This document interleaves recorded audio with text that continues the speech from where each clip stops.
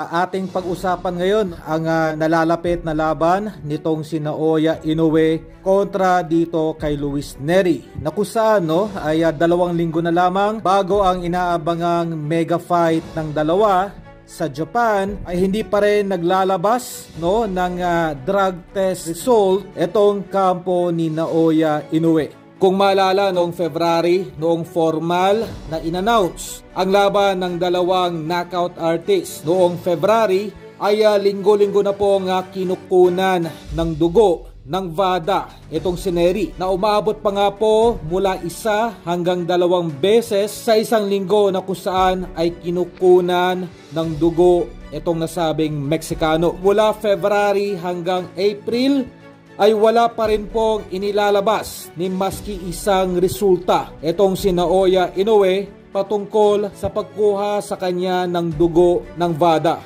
Sa madaling salita, ito ay isang malinaw na panibagong anomalyang ginagawa na naman nitong kampo ni Inoue. Malayong malayo dito sa Meksikanong si Luis Nery, na kung saan ay mga Amerikanong doktor pa mismo ang dumayo ng Mexico upang kunan ng dugo linggo-linggo itong si Nery.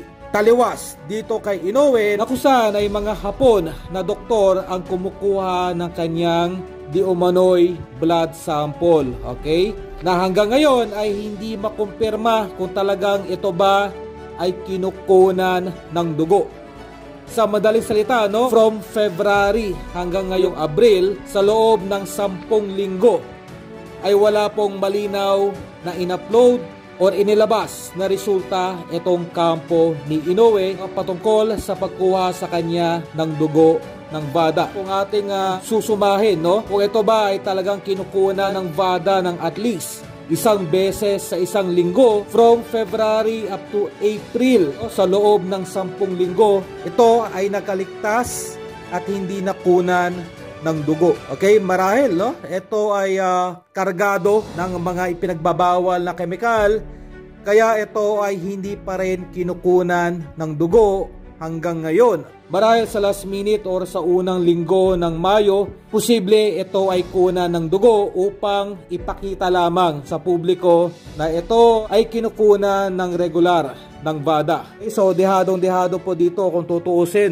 itong kampo ni Luis Nery. Ganun pa man, ang nasabing laban po kasi ay gaganapin sa Japan, at nagbigay ng malaking pabor itong kampo ni Inoue dito kay Luis Nery, na kung saan ay kanilang inalis yung lifetime ban na pinataw ng Japan Boxing Commission dito kay Nery noong 2018. Sa madaling salita ay malaki po ang utang na loob nitong kampo ni Luis Nery.